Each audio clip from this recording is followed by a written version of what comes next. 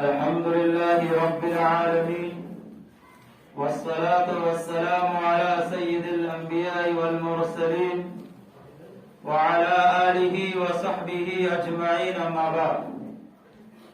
فقد قال الله تبارك وتعالى في القرآن المجيد والفرقان الحميد: أعوذ بالله من الشيطان الرجيم، بسم الله الرحمن الرحيم.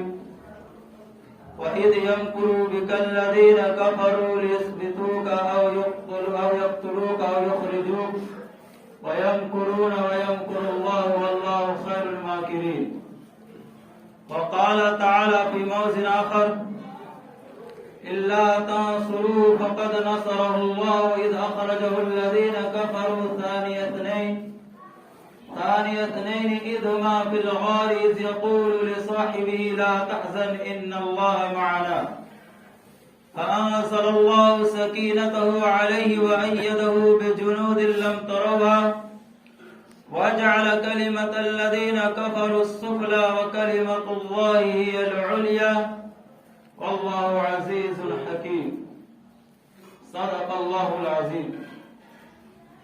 محترم حاضرین اور حاضرین جمعہ، اللہ تبارک و تعالیٰ کا بے انتہا احسان و کرم ہوا کہ اس نے آج مجھے آپ حضرات کے سامنے کچھ بولنے اور کہنے کا موقع عنایت فرمایا.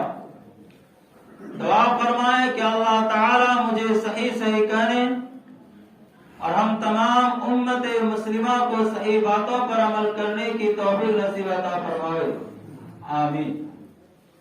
حاضرین جمعہ، آج ہم اسلامی مہینے کے اعتبار سے جس مہینے سے گزر رہے ہیں وہ اسلامی مہینے کے اعتبار سے دوسرا مہینہ ہے، اور یہ سفر کا مہینہ ہے. اور یہ مہینہ اس لیے بھی عظمت کا حامل ہے کہ اللہ کے نبی محمد رسول اللہ صلی اللہ علیہ وسلم نے اسی سفر کے مہینے میں اپنا پیارا وطن مکہ المعظمہ کو چھوڑا اور مدینے کی طرف ہجرت فرمائی. حاضرین جمعہ، جب اللہ کے نبی محمد رسول اللہ صلی اللہ علیہ وسلم ایک مرتبہ غار حرا میں تشریف فرما تھے، حضرت جبرائیل علیہ السلام آیا اور اللہ کے نبی محمد رسول اللہ صلی اللہ علیہ وسلم کے سینے کو چاک کیا اور کہا: اقرأ بسم ربک الذی خلق. اے محمد رسول اللہ صلی اللہ علیہ وسلم، پڑھیے اس رب کے نام سے جس نے آپ کو پیدا کیا. اس کے بعد پھر اللہ کے نبی محمد رسول اللہ صلی اللہ علیہ وسلم گھر تشریف لے آئے. جو ہی گھر تشریف لائے کہ سورہ مزمل اور سورہ مدثر کی سورت نازل ہوئی. لہذا اس کے بعد آپ صلی اللہ علیہ وسلم صفا پہاڑی پر گئے اور تمام لوگوں کو جمع کیا اور ان تمام لوگوں کو صرف اور صرف ایک بات کی طرف بلایا. کہا: یا ایھا الناس، اے لوگو، قولوا لا الہ الا اللہ تفلحوا. قولوا، کہہ لو. قولوا، تم لوگ میری بات مان لو. قولوا، تم لوگ یہ عقیدہ اپنا لو. کون عقیدہ؟ کیا بات تھی؟ لا الہ الا اللہ، کہ نہیں کوئی معبود، نہیں کوئی پرستش کے لائق، نہیں ہے کوئی عبادت کے لائق الا اللہ، سوائے اللہ کی ذات. اتنا سننا تھا کہ جو آپ صلی اللہ علیہ وسلم کے اپنے تھے پرائے ہو گئے، جو دوست تھے وہ دشمن ہو گئے، جو آپ صلی اللہ علیہ وسلم کو صادق اور امین کہتے تھے وہ پاگل اور مجنون اور شاعر کہنے پر مجبور ہو گئے. اور خود آپ صلی اللہ علیہ وسلم کے حقیقی اور سگے چچا ابو لہب نے سب سے پہلے آپ صلی اللہ علیہ وسلم پر پتھر برسائی. اس کے بعد پھر آپ صلی اللہ علیہ وسلم مکہ میں ایک شخص کے پاس جاتے اور ایک اللہ کی طرف بلاتے، ایک اللہ کی دعوت دیتے. جب ان لوگوں نے دیکھا کہ محمد رسول اللہ صلی اللہ علیہ وسلم ان سے باز نہیں آ رہا ہے. اور آپ صلی اللہ علیہ وسلم ایک مرتبہ حج کے موقع پر جب تمام دنیا کے لوگ حاضر ہوئے تو آپ صلی اللہ علیہ وسلم نے سوچا کہ جب ہم دین میں دعوت دیتے ہیں تو یہ لوگ ہماری باتوں کو غور سے نہیں سنتے، چلو رات میں ایک کے پاس جاتے ہیں اور انہیں ایک اللہ کی دعوت دیتے ہیں اور انہیں ایک اللہ کی طرف بلاتے ہیں. چنانچہ جب حج کے موقع پر اللہ کے نبی صلی اللہ علیہ وسلم رات کو ایک شخص کے خیمہ میں جاتے اور انہیں ایک اللہ کی طرف بلاتے، انہیں خیمہ میں سے ایک نیک خیمہ جو 6 لوگوں پر محیط تھا، آپ صلی اللہ علیہ وسلم جب وہ خیمہ والوں کے پاس گئے تو جب ان لوگوں نے آپ کا چمکتا ہوا چہرہ دیکھا اور آپ کا روشن چہرہ دیکھ کر کہا، اے محمد رسول اللہ صلی اللہ علیہ وسلم، کہیے کیا بات ہے، کچھ کھانے پینے کی غرض سے آئے ہیں یا کچھ پانی کی ضرورت ہے؟ اللہ کے نبی محمد رسول اللہ نے فرمایا کہ اے لوگوں، میں تم لوگوں کے پاس ایک اللہ کی دین کو لے کر آیا ہوں اور وہ دین یہ ہے، یا ایھا الناس انی رسول اللہ علیکم جمیعا، اے لوگوں سنو، اللہ نے تم لوگوں کے جانب مجھے نبی بنا کر بھیجا ہے، لہذا تم لوگ میری بات مان لو. ان 6 لوگوں میں سے جس شخص نے سب سے پہلے ہاتھ بڑھایا اس کا نام ابن زرارہ تھا اور وہ شخص فوراً ایمان لیا. اس کے بعد پھر اللہ کے نبی محمد رسول اللہ صلی اللہ علیہ وسلم نے فرمایا کہ تم لوگ اب اپنے ایمان کسی کے پاس ظاہر نہیں کرنا. پھر 1 سال کے بعد اللہ کے نبی محمد رسول اللہ صلی اللہ علیہ وسلم عقبہ ایک گھاٹی ہے وہاں جب تشریف لے گئے تو وہ لوگ 6 لوگ نہیں بلکہ اس سال 12 لوگ آئے. پھر اللہ کے نبی نے ان 12 لوگوں کو ایمان کی طرف بلایا اور انہیں کلمہ پڑھایا. پھر 1 سال کے بعد اب وہ 6 اور 12 نہیں بلکہ 73 ہو گئے اور اللہ کے نبی نے ان 73 کو کلمہ پڑھایا اور کہا کہ اب تم لوگ مدینے جاؤ اور تم لوگ وہاں، اور خود مصعب بن عمیر رضی اللہ تعالیٰ عنہ کو بھی ساتھ لگا دیے کہ وہ ان لوگوں کے ساتھ جائیں اور لوگوں کو قرآن پڑھ کے سمجھائیں. چنانچہ حضرت مصعب بن عمیر رضی اللہ تعالیٰ عنہ بھی ان کے ساتھ ہو لیے. پھر ان لوگوں نے اللہ کے نبی محمد رسول اللہ سے کہا، اے اللہ کے نبی، آپ مکہ چھوڑیے، آپ مدینہ آ جائیے، مکہ والے آپ پر پتھر برساتا ہے، مکہ والے آپ کو گالیاں دیتا ہے، مکہ والے آپ کو ستاتے ہیں، لہذا آپ مدینے آ جائیے. اللہ کے نبی نے فرمایا ٹھیک ہے، جب تم لوگ بلا رہے ہو تو میں مدینے آ جاؤں گا، لیکن ایک بات کی ضمانت لو. وہ ضمانت یہ کہ جب میں مدینے آ جاؤں گا تو ہماری حفاظت تم لوگوں پر فرض ہو جائے گا. ان لوگوں نے کہا، اے اللہ کے نبی، ہم آپ کی حفاظت نہیں بلکہ ہم آپ کی ہر طرح سے مدد فرمائیں گے، جان سے ہو، مال سے ہو، اہل و عیال سے ہو، بال بچے سے ہو، الغرض ہماری بیوی میں سے جو بیوی آپ کو پسند آ جائے ہم اس کو طلاق دے دیں گے، آپ ان سے شادی فرما لیجیے گا. حاضرین مکرم، اللہ کے نبی محمد رسول اللہ صلی اللہ علیہ وسلم کیوں نہیں دعوت دیتے؟ آپ صلی اللہ علیہ وسلم کبھی مکے کی گلیاں میں دعوت دے رہے ہیں، کبھی مکے کے بازار میں دعوت دے رہے ہیں، کبھی گلی کوچوں میں لوگوں کو ایک اللہ کی طرف بلا رہے ہیں. اور جو پھر ہجرت کرنے کے لیے صحابہ کرام رضی اللہ تعالیٰ عنہ، یہاں تک کہ حضرت عمر فاروق رضی اللہ تعالیٰ عنہ نے ہجرت فرما لی. جب مکے والوں نے دیکھا کہ ان کی تعداد بڑھتی جا رہی ہے اور اگر یہ لوگ مکے چھوڑ کر مدینہ چلے جائیں گے تو ہو سکتا ہے یہ لوگ کچھ سال بعد پھر ہم پہ حاوی ہو جائیں. اس کے بعد پھر ان لوگوں نے ایک میٹنگ بلائی اور اس میٹنگ کا نام دار الندوہ، اور اس میٹنگ کا ممبر وہی شخص بنتا تھا جس کی عمر 40 سال سے زیادہ ہوتی تھی، اس لیے کہ جذباتی آدمی نہیں چاہیے، جوشیلا آدمی نہیں چاہیے، تجربہ کار آدمی چاہیے. چنانچہ وہ زمانے جہالت کا بنا ہوا ایوان تھا، پارلیمنٹ تھا، ان میں تمام کفار مکہ کے سردار لوگ بیٹھ کر میٹنگ کرنے لگے. لیکن ہاں ایک شخص تھا جو بہت تیز اور طرار تھا، اس کو بچپن ہی میں اس کا ممبر بنا لیا گیا، اس کا نام ابو جہل تھا. اس کے بعد ان لوگ تمام کے تمام لوگ جب جمع ہوئے تو اس میں ایک شیطان بھی جمع ہو گیا، ایک دم خوب بزرگ والی صفت، لمبی لمبی داڑھی اور جبہ کبا پہن کر حاضر ہو گیا. جب ان لوگوں نے دیکھا کہ یہ نیا شخص کون ہے تو ایک شخص نے ہمت کی اور کہا، من انت، تو کون ہے؟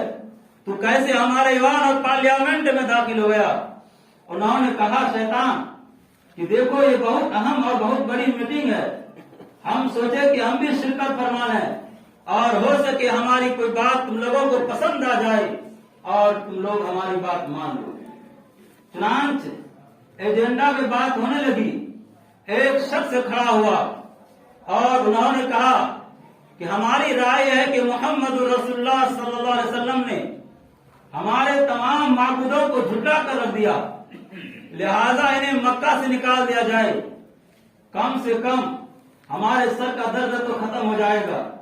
شیطان کھڑا ہوا، کہا دیکھو یہ محمد رسول اللہ صلی اللہ علیہ وسلم، اللہ تعالیٰ نے اس کی زبان میں فصاحت و بلاغت رکھی ہے اور اس کی زبان میں وہ تاثیر ہے کہ یہ جہاں جائے گا جس شخص کو بلائے گا وہ اس کے ہاتھ پر ایمان لے آئے گا، لہذا تم لوگ ایسا مت کرو۔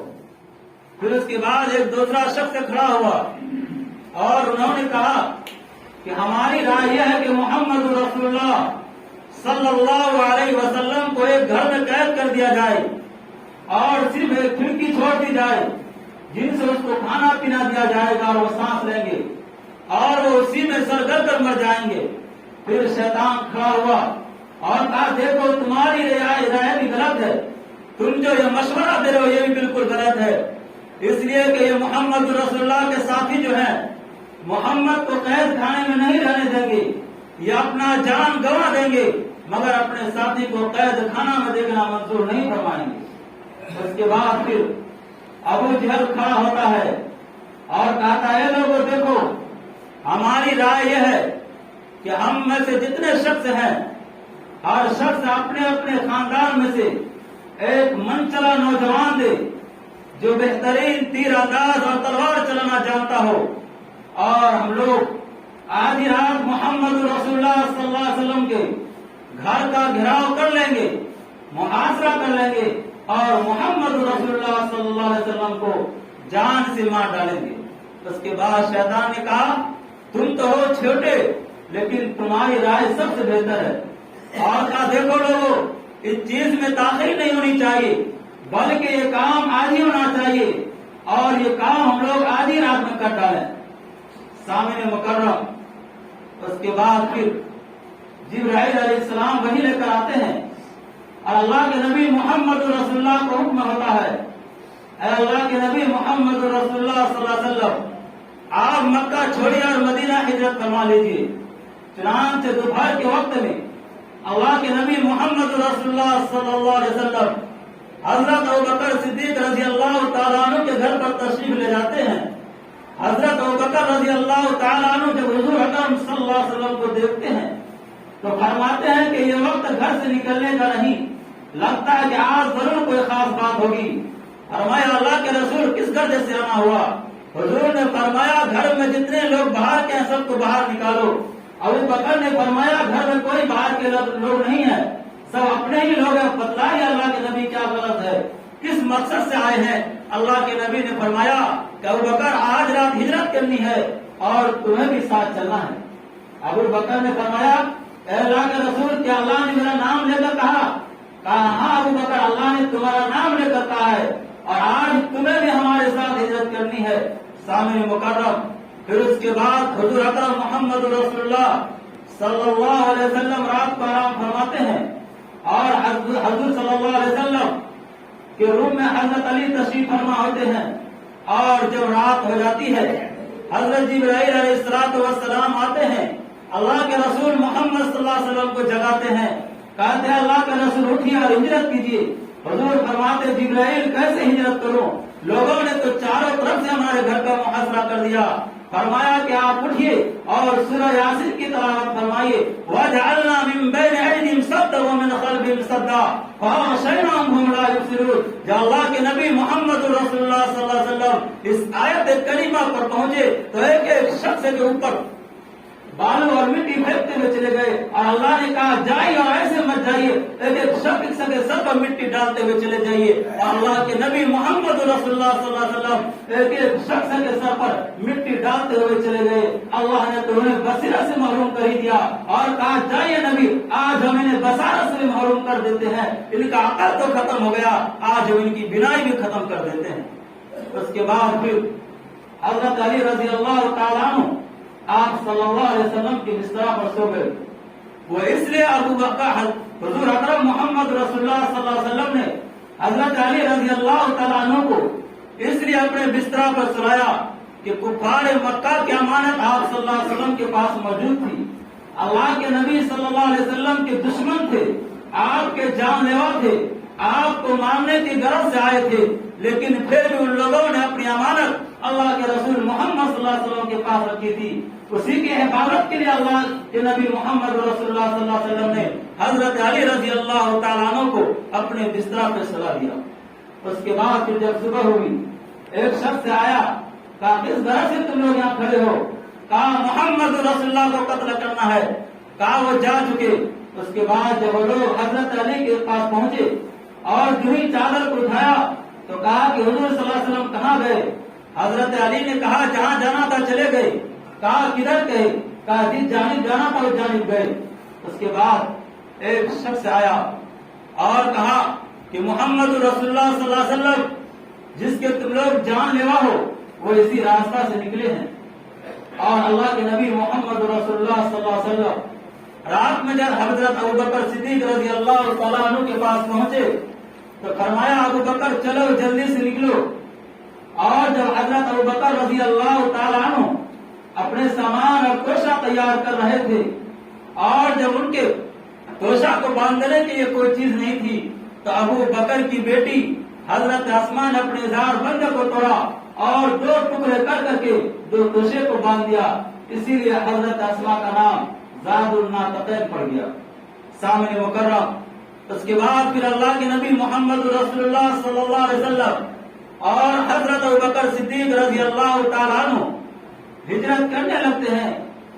जरा सोचिए तो सही, वो तेरी जमीन और बालू जमीन है, अल्लाह के नबी मोहम्मद रसूलुल्लाह सल्लल्लाहु अलैहि वसल्लम चल रहे हैं, उसके साथ हजरत अबू बकर सिद्दीक रजी अल्लाह तआला अन्हु चल रहे हैं। हाज़िरीन मोहतरम, अगर अल्लाह के नबी ने पैदल सफर किया तो अबू बकर ने भी तो पैदल सफर किया। अगर अल्लाह के नबी भूखे थे तो हजरत अबू बकर रजी अल्लाह तआला अन्हु तो भूखे थे। लेकिन मगर जो ही रास्ता चलते हैं हजरत अबू बकर सिद्दीक रजी अल्लाह तआला अन्हु कभी दाएं देखते हैं, कभी बाएं देखते हैं, कभी आगे देखते हैं, कभी पीछे देखते हैं। हुजूर सल्लल्लाहु अलैहि वसल्लम ने फरमाया मालका या अबू बकर, ए अबू बकर तुम्हें क्या हो गया? अबू बकर ने कहा अल्लाह का रसूल मैं इसलिए देख रहा हूँ कहीं कोई लोग पीछे से आ न जाए और हमला न कर दे। उसके बाद हुजूर सल्लल्लाहु अलैहि वसल्लम के पैर जब थक गए तो हजरत अबू बकर सिद्दीक रजी अल्लाह तआला अन्हु बैठ जाते हैं और हुजूर अकरम मोहम्मद रसूलुल्लाह सल्लल्लाहु अलैहि वसल्लम को अपने कंधे पर सवार कर लेते हैं और उसके बाद गारे सौर में पहुंच जाते हैं। और जब गारे सौर के करीब पहुंचते हैं तो अल्लाह के नबी मोहम्मद रसूलुल्लाह सल्लल्लाहु अलैहि वसल्लम को बाहर खड़े कर देते हैं। ए अल्लाह के नबी आप बाहर खड़े रहिए, इसलिए कि न जाने कितने दिनों से लोग इसमें रहे या नहीं रहे, इसमें मौजूद जानवर होंगे, न जाने क्या क्या चीज होंगे। लिहाजा अबू बकर रजी अल्लाह तआला अन्हु अंदर जाते हैं और गार की सफाई कर देते हैं, यहाँ तक एक सुराग बाकी रह जाता है। उसके बाद फिर हजरत अबू बकर फरमाते हैं ए अल्लाह के नबी अंदर तशरीफ ले आइए। उसके बाद अल्लाह के नबी मोहम्मद रसूलुल्लाह सल्लल्लाहु अलैहि वसल्लम जाते हैं और हजरत अबू बकर सिद्दीक रजी अल्लाह तआला अन्हु जो एक सुराग बाकी रह जाता है वो अपने पैर के अंगूठे को लगा करके उसके सुराग को बंद कर देते हैं और हुजूर सल्लल्लाहु अलैहि वसल्लम के लिए अपने जान और अपने पैर को फैला देते हैं और हुजूर अकरम मोहम्मद रसूलुल्लाह सल्लल्लाहु अलैहि वसल्लम अपने चेहरे अंबर को, अपने सर मुबारक को हजरत अबू बकर रजी अल्लाह तआला अन्हु के जानों पे रखकर आराम फरमाने लगते हैं। इसी असना में एक जहरीला सांप आता है और अबू बकर सिद्दीक रजी अल्लाह तआला अन्हु के पैर में डस लेता है। हजरत अबू बकर सिद्दीक रजी अल्लाह तआला अन्हु जहर के असर से बेताब और परेशान हो रहे हैं। यहाँ तक कि अबू बकर सिद्दीक रजी अल्लाह तआला अन्हु के अंदर ظہر کے اثر جب خوب اوپر ہونے لگی اور بےتاب اور پریشان ہو گئے تو ابو بکر صدیق رضی اللہ تعالیٰ عنہ کے آنکھ سے آنسو کا قطرہ گرا اور وہ پیارے نبی محمد رسول اللہ صلی اللہ علیہ وسلم کے چہرے انور یعنی گال پہ گرا.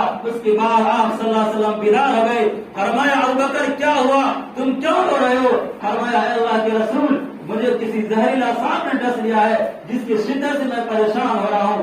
اللہ کے رسول محمد صلی اللہ علیہ وسلم نے اپنا دعا کا دہر نکالا, تھوک نکالا اور ابو بکر کو جس جگہ زہریلا سانپ نے ڈسا اس جگہ لگا دیا. اور اس کے بعد پھر حضرت ابو بکر صدیق رضی اللہ تعالیٰ عنہ بالکل پہلے کی طرح ٹھیک ہو گئے.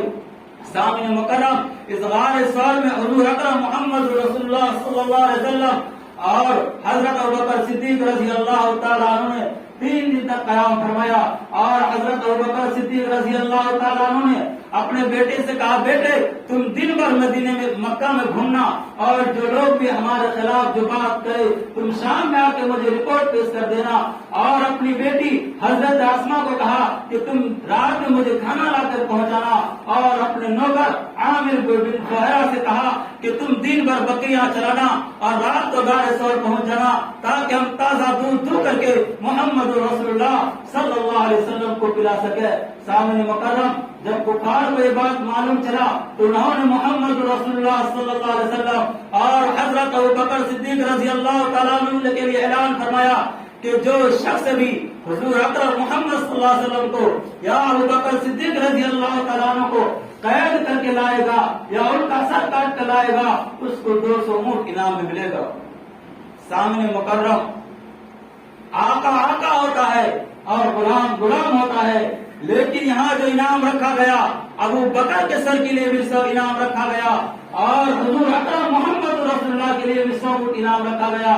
مولانا عطا اللہ شاہ لکھتے ہیں کہ آخر کیوں نہ رکھا جائے, جب اگر پانی ہو تو پانی کی قیمت 10 سے 15 روپیہ ہوتی ہے اور اگر جب دودھ ہو تو اس کی قیمت 40 سے 50 روپیہ لیٹر ہوتی ہے, لیکن جب یہی پانی دودھ مل جاتا ہے تو اس پانی کی قیمت بھی بڑھ جاتی ہے. یہاں اس لیے حضرت ابو بکر صدیق کے لیے 100 اونٹ رکھا گیا کہ ابو بکر جو ہے حضور صلی اللہ علیہ وسلم کے رنگ میں رکھ گئے تھے, اس لیے اس کے لیے بھی 100 اونٹ کا انعام رکھا. حاضرین محترم وقت ہو چکا ہے, اب المختصر بات یہ عرض کرنی ہے کہ اس کے بعد جب وہ لوگ وہاں پہنچے تو ابو جہل نے کہا ذرا اس غار ثور کے اندر ہی جھانک کر دیکھ لو. تو ایک شخص نے کہا ارے تم تو بالکل سادہ اور بیوقوف انسان معلوم ہوتے ہو, بھلا اگر اس کے اندر کوئی شخص جائے گا تو یہ کبوتر اپنے انڈا پر بیٹھا ہوا رہے گا اور یہ مکری جو ہے جالا تان دیا ہے یہ دنا بھرے گا, یہ نہیں ٹوٹ جائے گا. اس وقت ابو بکر صدیق نے فرمایا اے اللہ کے رسول اگر یہ لوگ جھانک لیں گے تو مجھے دیکھ لیں گے.